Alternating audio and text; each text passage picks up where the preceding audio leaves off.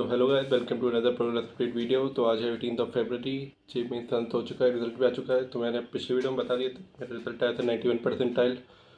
पता ही भी अच्छा नहीं तो पता है, पर अब यही है एडवांस तो फोकस नहीं, मेन फोकस जो मैं अपनी फोकस करना है वो मेंस पर ही करना है। तो अब यही है। मोस्टली सिलेबस तो ऑलमोस्ट मेरे जनवरी अटेम्प्ट से पहले जो मोटे मोटे चैप्टर्स जो शॉर्ट एनालिसिस और थोड़े बहुत बचे हुए थे वो तो वन शॉट से जैसे कर लेंगे, पर अब प्राइमरी फोकस क्वेश्चन प्रैक्टिस पर करना है। जो मैंने मुझे अपनी मिस्टेक जो मैंने नोट डाउन की थी और मुझे सबसे बड़ा लगी थी कि मैथ्स में तो क्वेश्चन प्रैक्टिस की कमी थी और फिजिक्स में मैंने कंसेप्ट की मतलब फिजिक्स आते हुए गलत करी है। फिजिक्स आती थी, मतलब उसके बाद भी मुझे समझ आ गया कि आती थी भी, ऐसा नहीं है कि फिजिक्स आती नहीं थी। मैथ्स में तो मुझे समझ आया कि क्या गलती है, क्वेश्चन प्रैक्टिस की कमी थी। फिजिक्स और केमिस्ट्री मुझे आते हुए भी गलत हुए, तो सबसे ज़्यादा स्पीड और एक्यूरेसी पर काम करना अगर सबसे ज़्यादा निगेटिव बने थे फिजिक्स में। तो मुझे सबसे ज़्यादा एक्यूरेसी पर काम करना पड़ेगा कि कम समय में कैसे स्पीड भी बढ़ानी पड़ेगी और एक्यूरेसी की निगेटिव कम से कम बने। अटैम्प्ट भले कितने हुए पर निगेटिव कम से कम बने। उस पर बहुत काम करना पड़ेगा। तो ये तो समझ आ चुका है कि एग्ज़ाम इतना भी आसान कतई भी नहीं होने वाला है। तो मुझे तो अच्छा था, पहले ही पता था क्योंकि ड्रॉपर हूँ। तो पिछले साल भी देख के अच्छा खासा मुँह की खाई है, क्या ही झूठ बोलना, जो सच है सच है। इस साल भी नहीं हुआ, तो अब तो इस लास्ट अटेम्प्ट है, इसमें कैसे भी करके करना है। तो अच्छा खासा जो मेरा ये था कि जनवरी टर्म से पहले जो मेरा फ्लो चल रहा था वो एकदम मुझे मेरे हिसाब से थोड़ा बहुत ठीक चल रहा था कि मतलब अच्छी खासी पढ़ाई हो जाती थी कि दिन में। पर अब सबसे जैसे एग्ज़ाम खत्म हुआ था उसके बाद ब्रेक लिया था, उसके बाद मैं वृंदावन चला गया था।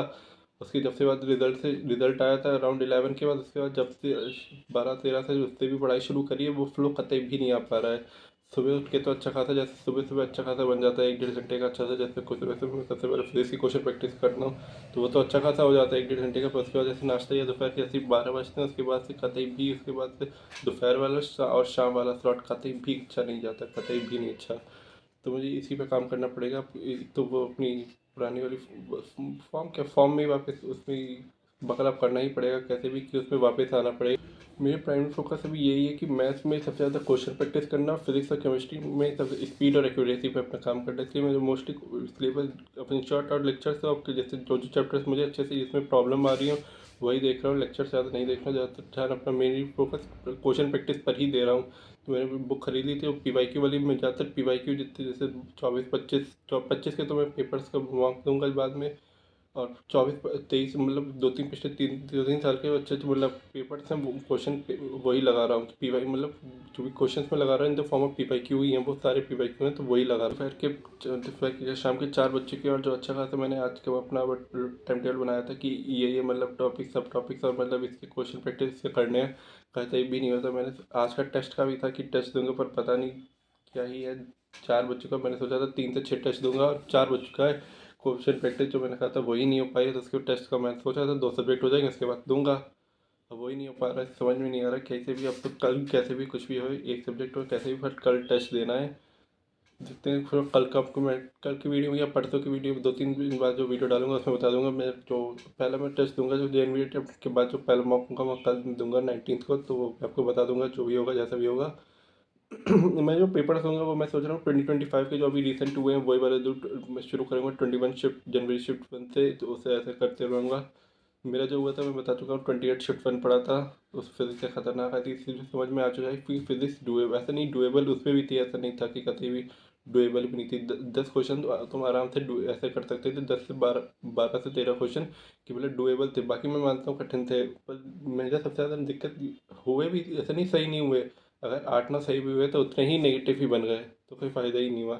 तो इसलिए मुझे सबसे बड़ा काम करना पड़ेगा अपनी एक्यूरेसी में फिजिक्स में कैसे भी करके अपनी एक्यूरेसी फिजिक्स में बढ़ानी पड़ेगी। इसलिए ज़्यादा फिजिक्स में ज़्यादा से ज़्यादा क्वेश्चन नंबर ट्राई करने पड़ेंगे और मैथ में अपने क्वेश्चन ज़्यादा से ज़्यादा बनने चाहिए। तो इसी पे काफ़ी ज़्यादा काम करना पड़ेगा। अभी मैंने एक और एक नई चीज़ देखी थी, जैसे मैं यूट्यूब स्क्रॉल कर रहा था एक दिन, तो मैंने एक वजह ऐसी एस्पिरेंट था उसका वो ब्लॉग, वो भी ऐसे अपना प्रोग्रेस अपडेट और यही डालता रहता है। उसने अपना एक मेंटरशिप वाला एक वो चार्ट होता है वो डाला था, आप लोगों ने देखा होगा, अकुल नाम के कोच था।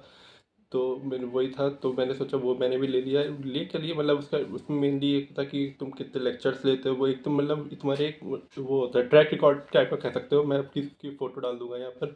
तो इसमें मैंने ये कर लिया कि ताकि मैं एकदम से मैंने 16 तारीख से या हाँ 17 तारीख से शुरू किया था। तो इसलिए मैंने अपना कि कितने बजे उठे, सोए कितने बजे और कौन कौन से सब्जेक्ट करे थे और कितने नंबर ऑफ़ क्वेश्चंस कौन से सब्जेक्ट में किए थे और मतलब कितने लेक्चर्स लिए थे, तो उसका एक रिकॉर्ड रहता है कि अपने कितने पढ़े थे। तो मुझे भी याद रहता है कि कितने टेस्ट दिए हैं। जो टेस्ट का भी मैंने अभी तक, तो कल मैं सोच रहा हूँ कल ही दूंगा सबसे पहले टेस्ट। तो उसमें मेनली ये होता है, रिकॉर्ड रहता है, तो एकदम देख के पता चलता है कि कर भी रहे हैं नहीं, एकदम से अंदर से पता चलता है कि तुम्हें गिल्ट आता है कि इस सब्जेक्ट पे कतई भी फोकस नहीं हो पा रहा है, इसमें क्वेश्चन नंबर प्रैक्टिस तुम कम कर रहे हो, ज़्यादा कर रहे हो। तो वो एक जैसे 15-20 दिन का हो जाएगा, तो मैं आपके साथ पूरा एक उसकी भी फोटो शेयर कर दूंगा, मेरा क्या ट्रैक रिकॉर्ड है। अभी तो मैं आपको ब्लैंक की शेयर कर दूंगा, ताकि आप लोग भी इसे फॉलो जरूर कर सकते हैं, वो आपके लिए बहुत ही अच्छा करेगा। उसकी कोई नहीं खरीदने की ज़रूरत नहीं है उसे, आप एक रफ कॉपी में आप उसे बना लीजिए, आप उसको खुद कर लिख लीजिए। मेंटरशिप उसमें ये होता है कि कॉल आप मेंटर से कर सकते हैं, आप चाहे तो ले लिए, वो मैंने भी नहीं लिया है। आप ऐसे ही बस एक पेपर में करके उसे रखिए, आपका एक मतलब ट्रैक रिकॉर्ड अच्छा बनता रहेगा कि आपको पता चलता रहेगा आप किस किस कैसे अपना मतलब किस क्वेश्चन किस मतलब किस सब्जेक्ट में अच्छा सा फोकस हो पा रहा है, क्वेश्चन किस में बनना है नहीं बनना है, किस में ज़्यादा प्रैक्टिस हो रही है, किस में कम हो रही है। तो अच्छा रहेगा। तो मैं अपनी ये बात तो ड्रॉपर्स के लिए कर रहा हूँ, 12th वालों को तो बोर्ड है, तो उनसे तो पहले बोर्ड्स के बाद ही फोकस करेंगे, तो जैसा भी है। तो thanks for watching, subscribe for more, and हाँ, राधे राधे।